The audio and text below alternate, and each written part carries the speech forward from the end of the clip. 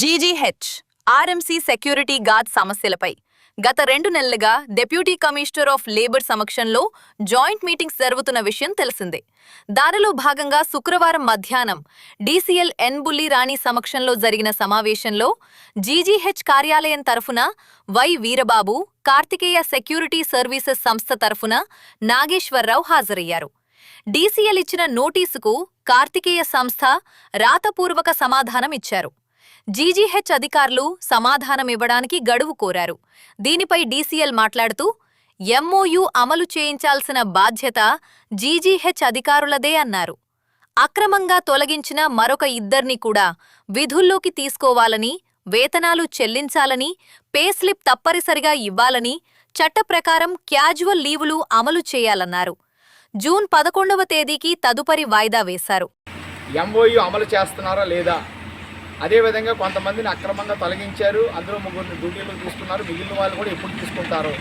ఇప్పటికే డ్యూటీలో తీసుకున్న వారికి బ్యాక్ వేజెస్ ఇవ్వాలి, నెల నెల పే స్లిప్ ఇవ్వాలి, అదేవిధంగా సెలవులు అమలు చేయాలి. ఆసుపత్రి ప్రాంగణంలో ఏదైనా ప్రమాదం జరిగితే ఇన్సూరెన్స్ ఉందా లేదా అనే విషయాల్ని వ్రాతపూర్వకంగా డీసీఎల్ బుల్రాండి గారు సూపరింటెండెంట్ గారికి, కార్తికేయ సెక్యూరిటీ సర్వీసెస్కి అందించిన విషయం తెలియజేసి ఆ పత్రాలు మాకు అందించారు.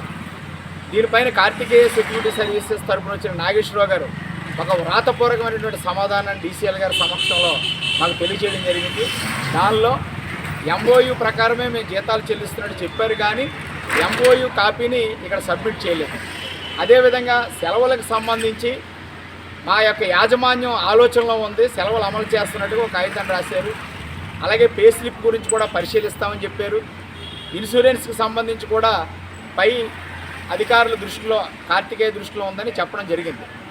ఆఫీస్ తరపున వచ్చినటువంటి వీరబాబు గారు మాట్లాడుతూ మాకు కొంత సమయం ఇవ్వండి, మీరు ఇచ్చినటువంటి లెటర్ అందింది, దానికి మేము సమాధానం రాతపూర్వకంగా ఇవ్వాలి, కాంట్రాక్ట్తో మాట్లాడాలా, ఎంఓయూల విషయాలు కూడా డీసీఎల్ గారికి తెలియజేస్తామని చెప్పారు.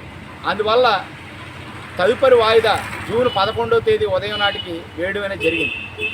ఈ సందర్భంగా జీజీహెచ్ ఆర్ఎంసీ సెక్యూరిటీ గార్డ్స్ అందరికీ సిఐటి విజ్ఞప్తి ఏమిటంటే, కార్తికేయ సెక్యూరిటీ సర్వీసెస్ కాంట్రాక్ట్ ప్రారంభించి సంవత్సరం పూర్తయిపోయింది, 2వ సంవత్సరంలో అడుగు పెట్టడం జరిగింది. ప్రభుత్వ ఉత్తర్వుల ప్రకారం 18,600 రూపాయల జీతం చెల్లించాలా, అందులో పిఎఫ్, ఈఎస్ఐ పోను ప్రతి ఒక్క సెక్యూరిటీ గార్డుకి నెలకి 13,960 రూపాయలు చేతికి రావాలా.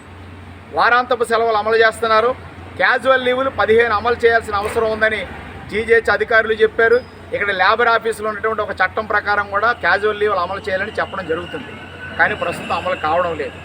అదే రకంగా ఏదైనా ప్రమాదం జరిగితే ఒక ఇన్సూరెన్స్ ఉండాలి సెక్యూరిటీ గార్డ్స్ కని సిఐటి తరఫున కోరడం జరిగింది. అది యాజమాన్యం వారు పరిశీలిస్తున్నట్టుగా వారి యొక్క సమాధానంలో తెలియజేశారు.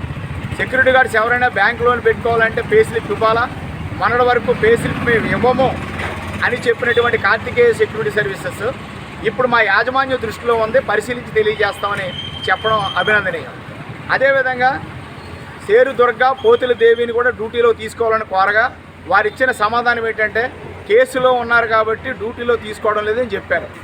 వాస్తవంగా కార్మిక చట్టం ప్రకారం కేసులో ఉన్న వాళ్ళందరినీ ఉద్యోగాలు తీసుకుంటూ పోవాలంటే చాలామందిని ఉద్యోగాలు తీసేయాలి. చట్టం ఏంటంటే, ఎవరైనా కేసులో శిక్ష పడితే, అది ప్రభుత్వ ఉద్యోగం అవ్వచ్చు, కాంట్రాక్ట్ ఉద్యోగం అవ్వచ్చు, శిక్ష పడిన వారు మాత్రమే విధులకు దూరం చేయబడతారు. కేసు నడుస్తున్నంతసేపు అతను దోషి కాదు, ముద్దాయి మాత్రమే. కాబట్టి మిగిలిన 2 కూడా విధుల్లోకి తీసుకోవాలని, బ్యాక్ వేజెస్ అమలు చేయాలని అధికారులను కోరగా సానుకూలంగా స్పందించారు. జాయింట్ మీటింగ్ హాజరైనందుకు కార్తికేయ సెక్యూరిటీ సర్వీసెస్ సంస్థకి, జీజీహెచ్ అధికారులకి సిఐటి తరపున ధన్యవాదాలు తెలియజేస్తున్నాం. ఓపికగా కార్మికుల సమస్యల పట్ల సానుకూలంగా స్పందించి కార్మికులకు మేలు చేయడానికి సహకరిస్తున్నటువంటి డీసీఎల్ ఎన్ బుల్రాండి గారికి కూడా సిఐటి తరపున ధన్యవాదాలు తెలియజేస్తున్నాం. జీజీహెచ్ ఆర్ఎంసీ సెక్యూరిటీ గార్డు సోదరి సోదరులందరూ ఈ విషయాన్ని గమనించండి. మన సమస్యల పట్ల పనిచేస్తున్నటువంటి సిఐటిని బలపరచాలని విజ్ఞప్తి చేస్తున్నాం. ఈ ఉద్యమానికి అండగా నిలిచినటువంటి GGH sanitation workers, mess workers, జీజీహెచ్లో ఉన్నటువంటి యూనియన్లు, బయట ఉన్నటువంటి సిఐటి అనుబంధ సంఘాల వారందరికీ కూడా ఉద్యమాభినందన తెలియజేస్తున్నాం.